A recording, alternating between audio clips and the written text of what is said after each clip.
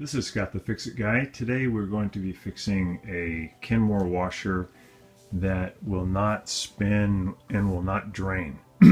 Most likely this is caused by a bad lid switch. And to fix it, all we need is a Phillips head screwdriver and also a zip tie or cable tie. Zip tie or cable tie probably costs about 2 cents, maybe 5 cents. And you can get them at any hardware store. You can get them at Target or Walmart. Almost all stores have them. And it's a really easy, quick fix. The reason we know we have a lid switch problem, we come over here to the dial, and well, first of all, we would look inside and we noticed that the cycle didn't finish. It's full of water. It didn't drain, didn't spin. So we go over here to spin. Click it to the spin. Pull it out, and nothing happens, no result. We tried on other parts of the dial for spin, and same thing, no spin response. That usually means that this thing over here, the lid switch, is no longer working. That usually happens because somehow the lid fell really fast, and this pin went down so fast that it hit the lid switch and ended up breaking it.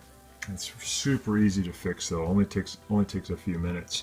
Another way to confirm that this is the problem is when we set it for spin, we pull it out and we don't hear anything. It's almost like the machine's unplugged.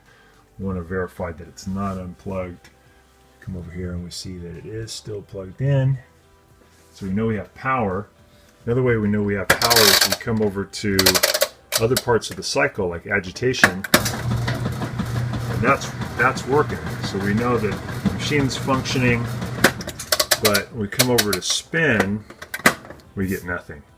So that's just due to the lid switch being affected. Next thing we're going to learn is how to fix that. First thing for safety, we're going to make sure we unplug the machine. So take care of that. Come over here.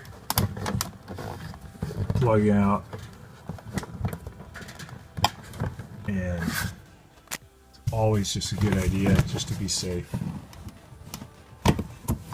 This plug did not want to come out. So for safety, we're going to unplug the machine. There we go. And then we come over here,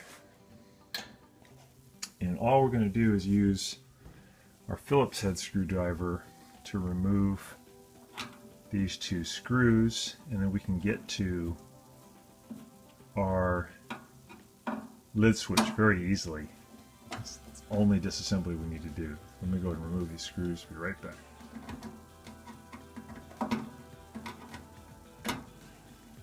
Just taking out this last screw. Okay. The next thing, again, we got to make sure it's unplugged. So we don't have any chance of getting shocked, but I'm pushing down on the basket a little bit. It's movable to create more space right in here, because this is where the switch is going to come out.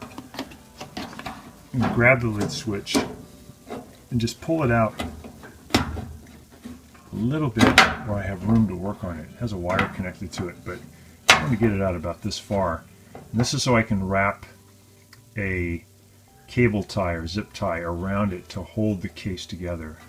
The reason it's not working is the case has split, the glue has failed, and I just want to reattach these two halves and make them press together tight using the zip tie. So here I am grabbing the lid switch out. I've got my cable tie. I'm just going to put that down inside here. I got to make sure that this paddle can still move, but I'm going to push this down in here. Come around, and I'll connect the zip tie. Just put it in there and then just pull it tight, and we got it.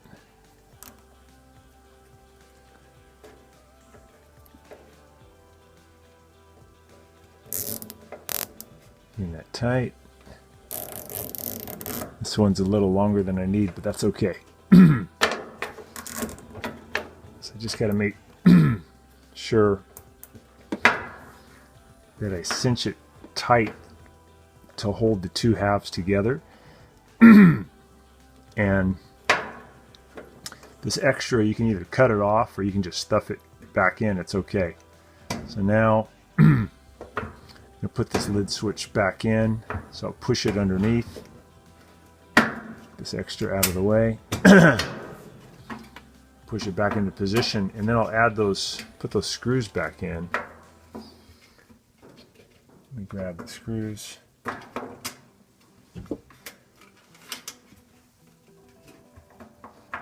those back in. There's two of those. And then we can give it a test and see if that's cured the problem.